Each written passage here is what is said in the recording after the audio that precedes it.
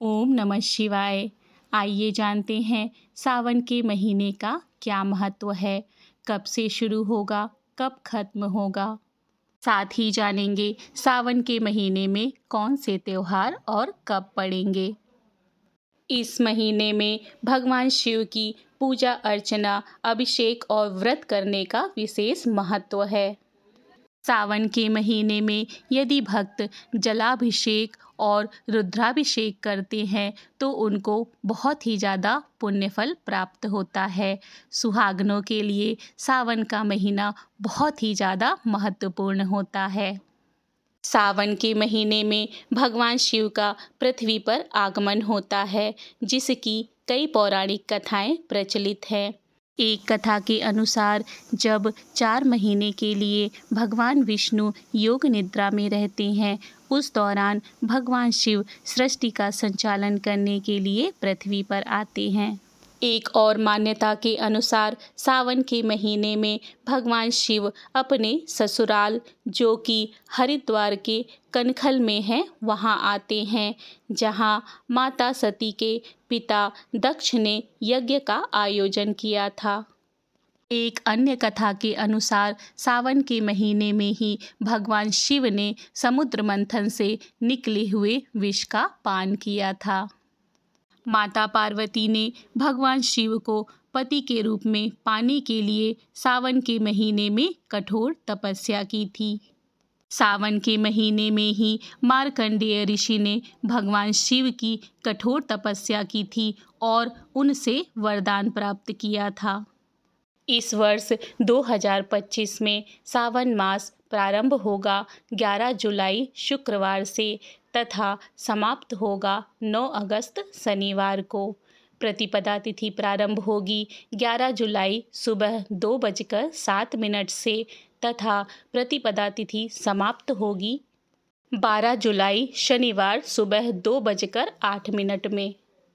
पहला सावन सोमवार का व्रत 14 जुलाई, दूसरा सोमवार का व्रत 21 जुलाई, तीसरा सोमवार का व्रत 28 जुलाई तथा चौथा सावन सोमवार का व्रत 4 अगस्त को होगा।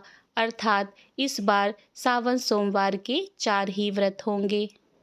सावन के महीने में ही सुहागन महिलाओं के द्वारा अपने पति की लंबी उम्र, सुखी वैवाहिक जीवन और परिवार की खुशहाली के लिए मंगला गौरी का व्रत किया जाता है।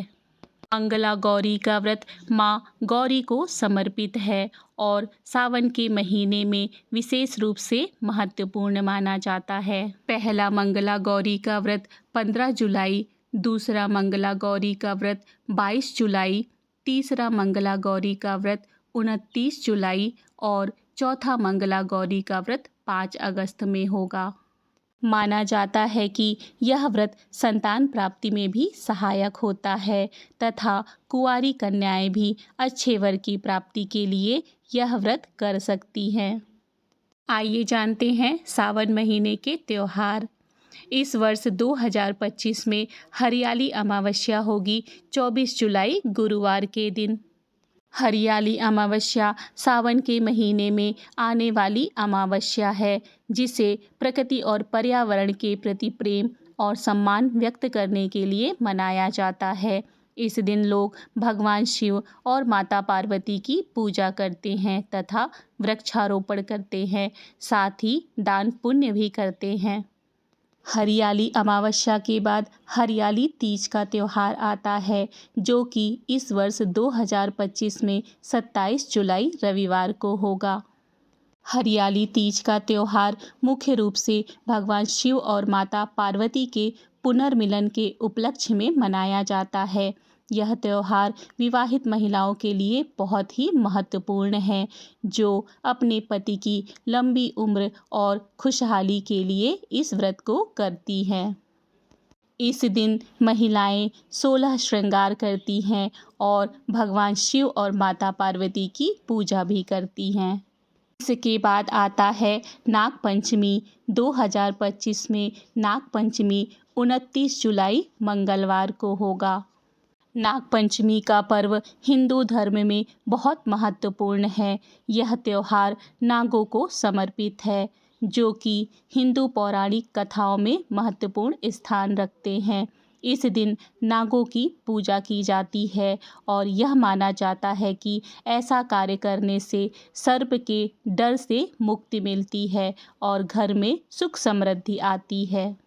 नाग पंचमी के बाद आता है पुत्रदा एकादशी का व्रत, जो कि इस वर्ष 2025 में 5 अगस्त मंगलवार को है, जिसे हम पवित्रा एकादशी के नाम से भी जानते हैं। पुत्रदा एकादशी का मुख्य महत्व संतान की प्राप्ति और परिवार में सुख शांति और समृद्धि है। यह व्रत भगवान विष्णु को समर्पित है। माना जाता है कि इस दिन व्रत रखने और पूजा करने से निसंतान दंपत्ति को भी संतान के सुख की प्राप्ति होती है। साथ ही संतान की रक्षा और दीर्घायु भी होती है। इस वर्ष रक्षाबंधन का त्यौहार 2025 में 9 अगस्त शनिवार को होगा। जैसा कि आप सभी जानते हैं, रक्षाबंधन भाई और बहन के प्यार और सुरक्षा के बंधन का त्यौहार है। इस दिन बहनें भाइयों की कलाई पर राखी बांधती है, जो भाई बहन के अटूट रिश्ते का प्रतीक है। बदले में भाई अपनी बहनों को उपहार देता है, साथ ही उनकी रक्षा करने का वचन भी देता है। यह त्यौहार भाई बहन के बीच प्रेम, स्नेह और सम्मान को दर्शाता है। इसी के साथ सावन महीने की जानकारी पूर्ण होती है। यदि मुझसे जानकारी में कोई भी त्रुटि है, गलती है, तो उसके लिए मैं क्षमा प्रार्थी हूँ। इसी तरह की धार्मिक जानकारी और पौराणिक कथा कहानी के लिए मेरे चैनल को सब्सक्राइब करें। मिलते हैं अगली धार्मिक जानकारी के साथ। जय श्री कृष्ण। राधे राधे।